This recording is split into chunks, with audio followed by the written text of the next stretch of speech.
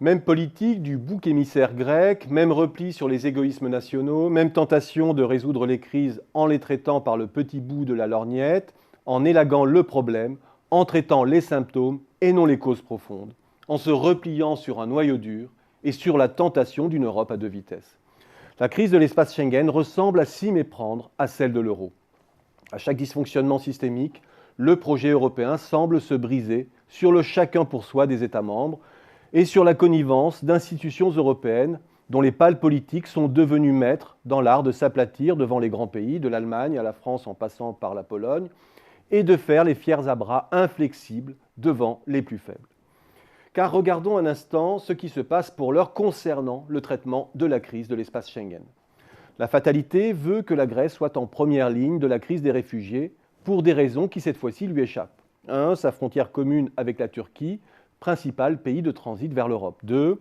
Une mosaïque d'îles et d'îlots en mer Égée à proximité des côtes turques qui complique le contrôle. Et 3. Une frontière commune avec la Macédoine et la Bulgarie qui ne font pas partie à part entière de l'espace Schengen, mais qui communiquent avec ce dernier.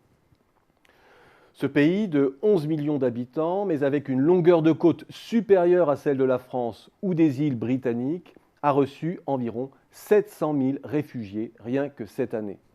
Face à cela, l'Europe a proposé d'abord de répartir 120 000 migrants sur son territoire, laissant les 4/5 des migrants sans solution. Ensuite, de fournir 400 hommes du Frontex pour bloquer le passage des migrants par la Macédoine, quand le Frontex devrait avoir pour mission de contrôler les entrées sur la zone, non les sorties.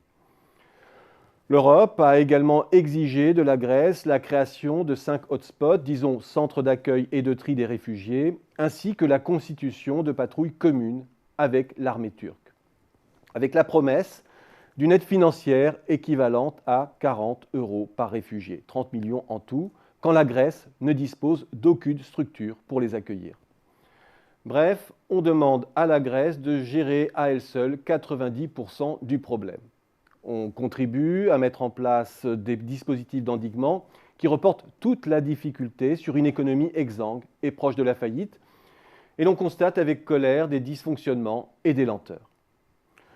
On aggrave ensuite le problème en bloquant les frontières hongroises, slovènes et polonaises, en filtrant celles de l'Allemagne, sans parler de la France. Et l'on menace de constituer un mini-Schengen pour au final organiser une véritable cocotte-minute humanitaire sur la Grèce et les Balkans.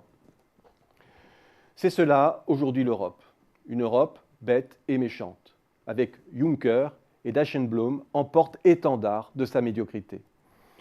À la cocotte-minute de la dette grecque s'ajoute maintenant celle des migrants sans qu'aucune solution de fond ne soit apportée.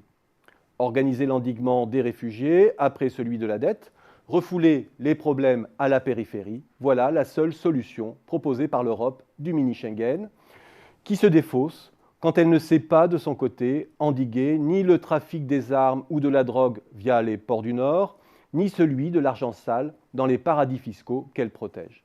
Or, c'est précisément la rencontre de tous ces éléments qui produisent des événements comme ceux du 13 novembre.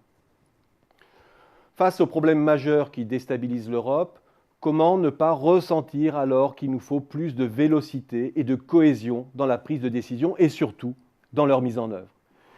Qu'il nous faut aussi plus de mutualisation des moyens financiers pour gérer des problèmes qui sont communs et qui sont liés aussi au dysfonctionnement du logiciel européen. Comment ne pas ressentir que l'utopie fédérale est au fond le seul projet réaliste pour l'Europe ?